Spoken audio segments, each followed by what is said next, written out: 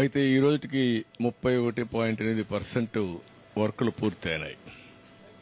దీనికి నేను క్లియర్గా ఇన్స్పెక్ట్ చేసిన తర్వాత ఫార్చునేట్లీ ఉత్తరాంధ్ర బిడ్డ సెంట్రల్ సివిల్ ఏవియేషన్ మినిస్టర్గా ఉన్నాడు. ఇప్పుడు ఈ ప్రాజెక్టు కట్టే వాళ్ళు కూడా ఉత్తరాంధ్ర వాళ్లే, డెవలపర్ కూడా. బోత్ ఇంట్రెస్ట్లు ఇక్కడ సింక్రనైజ్ అయినాయి. అంటే ఈ ప్రాంతం యొక్క అభివృద్ది ధ్యేయంగా ఇద్దరు కూడా దీన్ని డెవలప్ చేయాల్సిన అవసరం ఉంది. One of the best project గా. అదే అంతమంది అశోక్ గారు కూడా మంత్రిగా ఉన్నారు. ఈ ప్రాజెక్ట్ ని పూర్తి చేయాల్సిన బాధ్యత ఉంది. As on today Visakhapatnam airport అయితే 2.8 మిలియన్ ప్యాసింజర్స్ ని హ్యాండిల్ చేస్తా ఉంది. ఇది స్టార్ట్ అవుతానే I don't have any doubt 4.5 million కు వస్తుంది, 4.5 మిలియన్ కు వస్తుంది.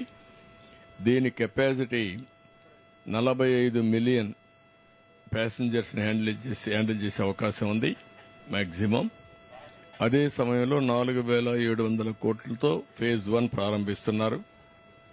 2,200 ఎకరాలు ఇప్పుడు వీళ్ళ హ్యాండ్ ఓవర్ లో ఉంది. ఇంకొక 500 ఎకరాలు ఉంది. అది కూడా ఇవ్వడానికి ఇన్ ప్రిన్సిపల్ యాక్సెప్ట్ చేస్తున్నాం. బట్ క్లియర్ కట్ గా వాళ్ళు ఒక యాక్షన్ ప్లాన్ తయారు చేసుకొని రావాలి. ఇక్కడ జాబ్స్ ఏం క్రియేట్ చేయగలుగుతాం, ఏ యాక్టివిటీ తీసుకొస్తాం, ఎట్లా అభివృద్ది చేస్తామో అవన్నీ తీసుకురమ్మంటున్నారు. ఈ ఎయిర్పోర్ట్ కానీ పూర్తయితే రాయగఢ్, కోరాపుట్, మల్కన్గిరి, ఈస్ట్ గోదావరి, శ్రీకాకుళం, విజయనగరం, విశాఖపట్నం, అనకాపల్లి కూడా మొత్తం ఈ ప్రాంతాలన్నీ కూడా చేసే పరిస్థితి వస్తుంది. దీనికి కొన్ని చిన్న చిన్న సమస్యలు కూడా మా దృష్టి తీసుకొచ్చారని రివ్యూ చేశాం. ఒకటి, నేషనల్ హైవే నుంచి స్ట్రైట్ గా కనెక్టివిటీ తీసుకోవడం 6 కిలోమీటర్లు వస్తుంది. పాత నేషనల్ హైవేలో ఒక 12 దిక్కల్లో కొంచెం రోడ్స్ అన్ని కూడా కనెక్టివిటీ గానీ జంక్షన్స్ గానీ కొంత ఇంప్రూవ్మెంట్, కొంత ప్రాబ్లమ్స్ ఉన్నాయి. అవన్నీ కరెక్ట్ చేయాలి. ఒక 5 స్టేట్ హైవేస్ లో కూడా కొన్ని సమస్యలు ఉన్నాయి. ఏ ఎయిర్పోర్టుకైనా ఎప్పుడైనా కనెక్టివిటీ చాలా ముఖ్యం.